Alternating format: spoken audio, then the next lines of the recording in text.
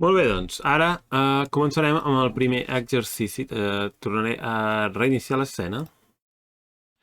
El que farem serà fer el primer exercici. Doncs seleccionarem, clicarem en un punt de l'espai i clicarem i arrossegarem el ratolí. Així podem crear una selecció de... Bàsicament tenim quan comencem Blender té l'eina de selecció, per tant fem una selecció rectangular, fem una selecció i esborrarem tots els objectes que hi ha a l'escena. I afegirem un cub que dius, ja teníem un cub. Sí, és veritat, però bueno. Així també practiquem com es poden eliminar els objectes. Ok? Si apretem borrar en el teclat o la tecla X podem borrar. També el que podeu fer és botó dret i teniu aquest petit menú que podeu, per exemple, també seleccionar delete, que vol dir esborrar. Okay? Tenim altres opcions aquí, però de moment podem esborrar objectes si no ens agraden. Tornaré a crear un altre cub. En aquest cas estic fent servir una adreça de teclats o shortcuts, que es diu en anglès. Aquest menú Add, es pot accedir a aquest menú apretant Shift-A. Shift-A o Shift-A en anglès.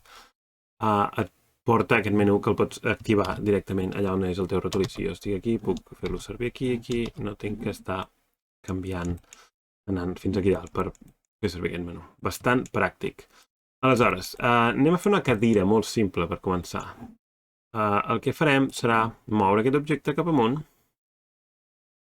Aixafarem aquest cub, l'aixafarem per fer una base de la cadira on, diguéssim, posaríem el cul. I ara també crearem una pota. Amb un altre cub crearem una pota. La pota la vull crear, vull fer-la... Vull escalar-la en totes les direccions, excepte la direcció Z, per tant faré servir aquest petit pla de color blau que hi ha aquí. Clicaré aquí i llavors moure el ratolí cap a... Si apreto la tecla Shift, tindré una mica més de precisió el que seria el moviment. Okay? Si no apreto Shift és com molt brusc, però si apreto Shift veureu que teniu una mica més de moviment. Ho tornaré a fer, clico al pla i apreto Shift per tenir una mica més de precisió. I buscaré una mida més o menys bona. D'acord, doncs ara el que faré serà moure. Apretaré aquí el cercle i ho mouré fins aquí. Ara mouré una pota aquí i ara mouré una pota allà. Aleshores, què passa? Des d'aquest punt de vista, sembla que la cadira està funcionant, però heu de pensar que esteu en un entorn 3D. Aleshores, si jo moc la càmera, veureu que aquestes potes no estan alineades ni molt menys i ni tan sols toquen la base. Doncs això no pot ser. El que podem fer servir és fer servir les vistes ortogonals que té Blender. Les vistes ortogonals, bàsicament, és una vista que no té perspectiva. Si jo ara creo el simpàtic mono de Blender i el moc una mica lluny i faig una altra còpia i el torno a moure una mica lluny. Per cert, faig còpies fent servir el teclat Shift-D, Shift-D o Shift-D, Shift-Duplicate, que és per duplicar objectes. Doncs també el podeu fer servir des d'aquí, aquest teclat objecte, aquest menú objecte, l'opció duplicar objecte. Ja ens duplicarà l'objecte que tingueu. Doncs bé, per explicar la perspectiva és molt fàcil. Aquest objecte inclús el puc moure més lluny. Com podeu veure, els monos que estan més a prop de la càmera sembla que siguin més grans i els monos que estan més lluny de la càmera sembla que siguin més petits.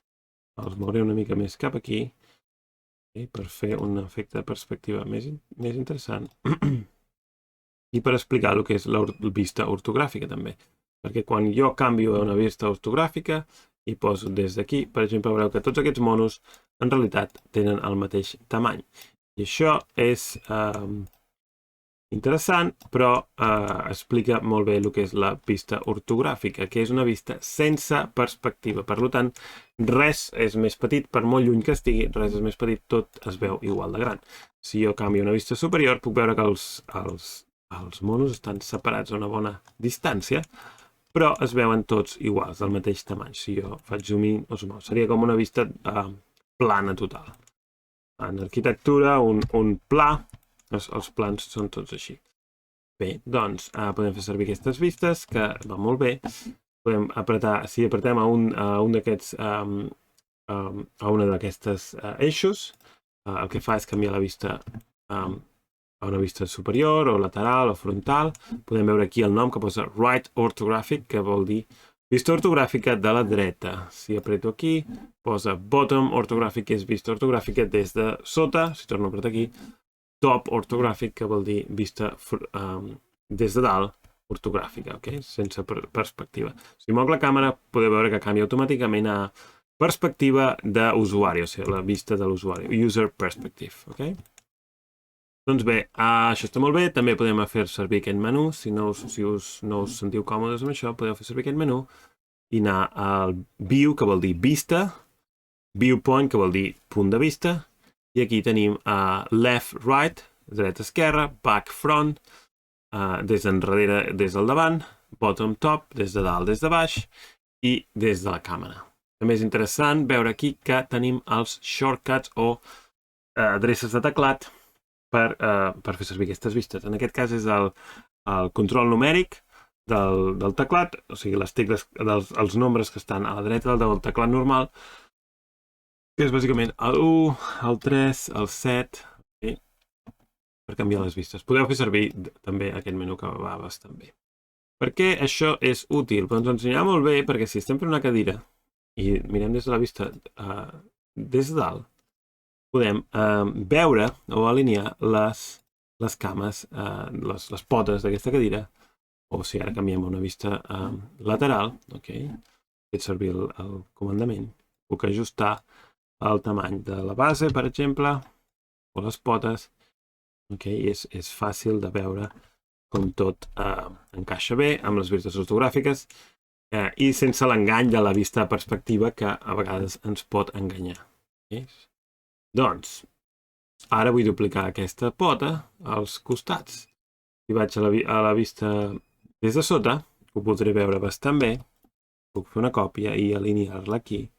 Però, a vegades, vols treballar des d'una vista des de dalt. I aleshores, si tinc una vista des de dalt, no podré veure aquests objectes que hi ha a sota.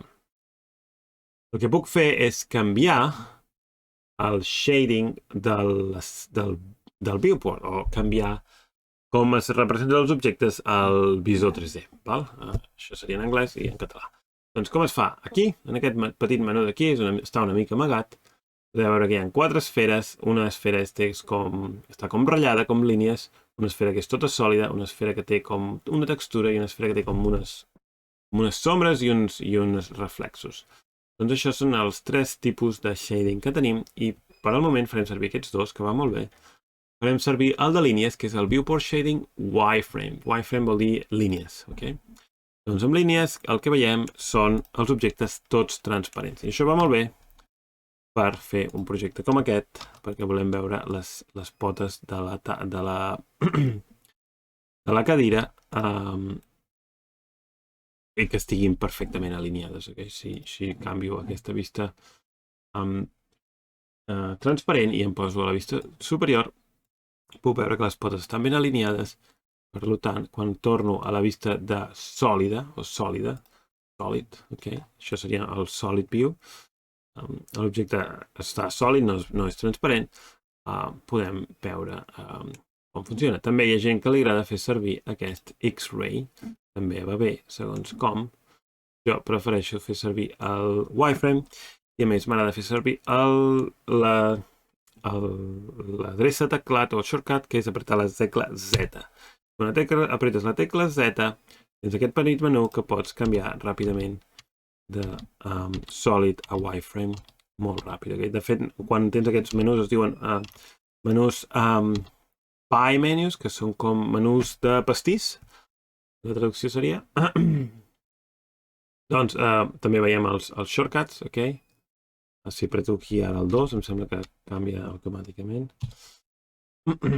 Doncs bé, si apreteu la tecla Z veureu aquest menú i podeu seleccionar el que feu.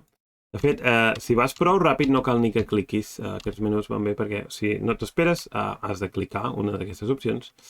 Però si vas molt ràpid i mous el ratolí ràpid cap a un costat o cap a l'altre, no cal ni que cliquis i automàticament canvia la visió. Aquí un truc avançat és anar a les opcions, preferències. És un truc avançat, no cal que us preocupeu gaire si no ho trobeu.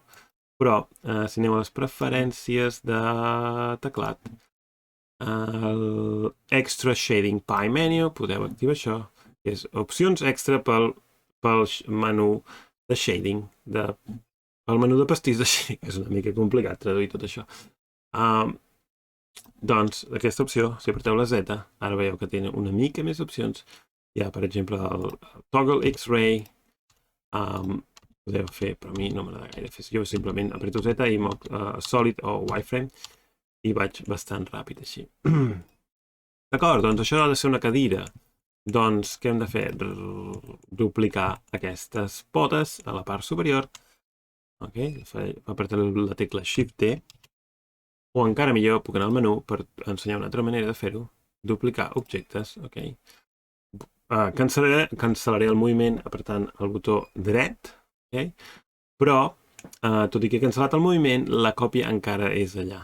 Okay? A vegades passa que si selecciono una cosa i faig servir el shortcut Shift-I, crees una còpia i també estàs movent aquesta còpia. Si cancel·les, el problema és que la còpia encara està allà. No has cancel·lat la còpia, has cancel·lat el moviment de la còpia. Per això pot ser una mica confús.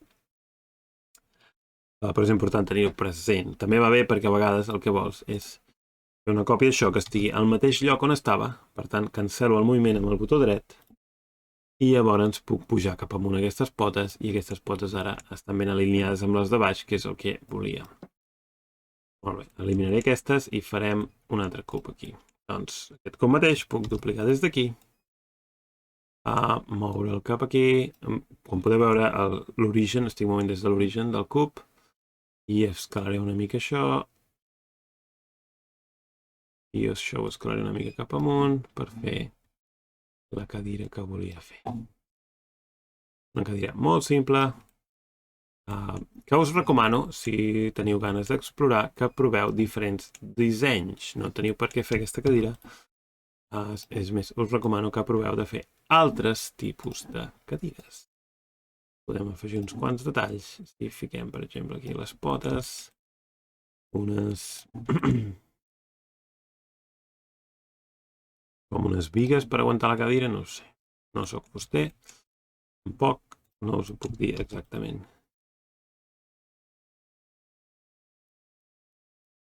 D'acord, doncs aquí tenim aquesta cadira tan fantàstica feta en Blend. Doncs aquest potser és el vostre primer model 3D. Felicitats, heu aconseguit fer una cadira en 3D utilitzant diferents objectes, que en aquest cas són bàsicament cubs, però no teniu per què només utilitzar cubes. Com us he dit, podeu canviar el disseny, podeu fer servir un cilindre, pujar-lo cap amunt i tindreu una cadira amb un cul rodó, que també pot ser una cosa interessant. D'acord? Aquí tenim una cadira amb un cul rodó, un disseny molt maco.